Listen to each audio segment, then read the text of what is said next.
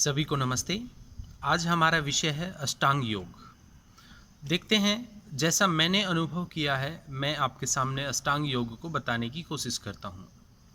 अष्टांग योग महर्षि पतंजलि जी की अवधारणा है और अष्टांग अर्थात 8 अंगों वाला। 8 अंग कौन से हैं? यम, नियम, आसन, प्राणायाम, प्रत्याहार, धारणा, ध्यान, समाधि। इन 8 में जो प्रथम 4 हैं वह बहिरंग योग में आते हैं और अंतिम 4 हैं वो अंतरंग योग में आते हैं। मध्य में एक बचा है जो 5th नंबर पर है, 5 नंबर पर है, वह है प्रत्याहार। ये प्रत्याहार अंतरंग और बहिरंग में दोनों में सेतु का कार्य करता है, हमें बहिरंग से अंतरंग ले जाने में हेल्प करता है। चलिए देखते हैं किस प्रकार। सबसे पहला भाग है यम। यम के अंदर 5 भाग होते हैं: अहिंसा, सत्य, अस्तेय, ब्रह्मचर्य, अपरिग्रह। ये यम जो हैं केवल हमें समाज में एप्लीकेबल करने होते हैं। हमारा व्यवहार बाहर कैसा है ये निर्धारित करता है यम, या यूं कहूं कि समाज के लिए हमें यम के अनुसार चलना चाहिए। दूसरा है नियम। नियम अर्थात व्यक्तिगत सभी नियम हम अपने ऊपर एप्लीकेबल करें। नियम के अंदर पुनः 5 भाग हैं, वह हैं शौच, संतोष, तप, स्वाध्याय और ईश्वर प्रणिधान। इस प्रकार ये 5 भाग हुए यम और नियम के। यहाँ आज हम ज़्यादा व्याख्या नहीं करने वाले हैं। तीसरे भाग पे चलते हैं। तीसरा भाग है आसन। स्थिरम सुखम आसनम। स्थिरता और सुख जहाँ पर हमें मिले वही शरीर के द्वारा निर्मित की गई कोई भी आकृति आसन कहलाती है। 4th प्राणायाम। प्राण धन आयाम अर्थात इन्हेलेशन और एक्सहेलेशन को अपनी आवश्यकता के अनुसार लेना, छोड़ना और रोकना, ये प्राणायाम कहलाता है, या सीधे शब्दों में कहा जाए प्राणों का व्यायाम, प्राणायाम। आगे बढ़ते हैं। अब हमारा 5वां भाग है जो सेतु का कार्य करता है। 5वां भाग है प्रत्याहार।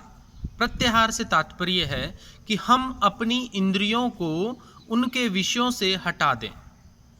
जब इंद्रियों को उनके विषयों से हटा दिया तो निर्विषय इंद्रियां हो गई हैं, अब उनके पास कोई कार्य नहीं है। तब प्रश्न उठता है कि यदि इंद्रियों को उनके विषयों से हटाना ही था तो इंद्रियां मिली क्यों? तो ये इसलिए मिली, इसको ऐसा समझिए, जब इंद्रियों के पास कोई विषय नहीं है तब हमारे पास एक अवसर है कि उन सभी इंद्रियों को एक विषय में लगाएं। इसी को नेक्स्ट भाग से जोड़ा गया है, वह है धारणा। हम अपनी शरीर की समस्त इंद्रियों को एक ही धारणा में लगाएं। अर्थात आप ये समझें, यदि हमें मोक्ष चाहिए है तो मोक्ष क्यों, मोक्ष कैसे, मोक्ष मुझे क्यों प्राप्त करना है, मुझे क्यों मोक्ष चाहिए, किस प्रकार मिल सकता है, मोक्ष की क्या अवधारणा है, ये सब चलता रहे निरंतर निरंतर निरंतर।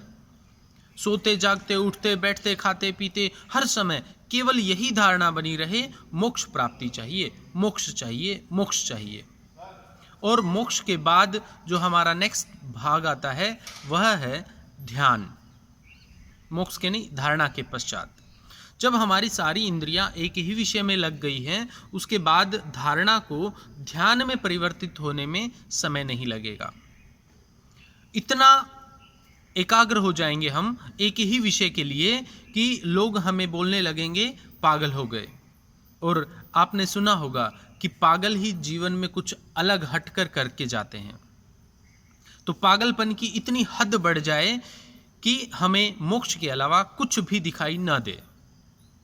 और ध्यान की पराकाष्ठा, ध्यान की चरम अवस्था, ध्यान का पूर्ण अभ्यास ही समाधि अवस्था कहलाता है। और समाधि ही योग का परम लक्ष्य है, परम ध्येय है, परम उद्देश्य है। तो अपेक्षा है ये आपको काफ़ी सरल लगा होगा और ये मेरा व्यक्तिगत अनुभव है। आप अपने अनुभव भी हमारे साथ शेयर कर सकते हैं। धन्यवाद।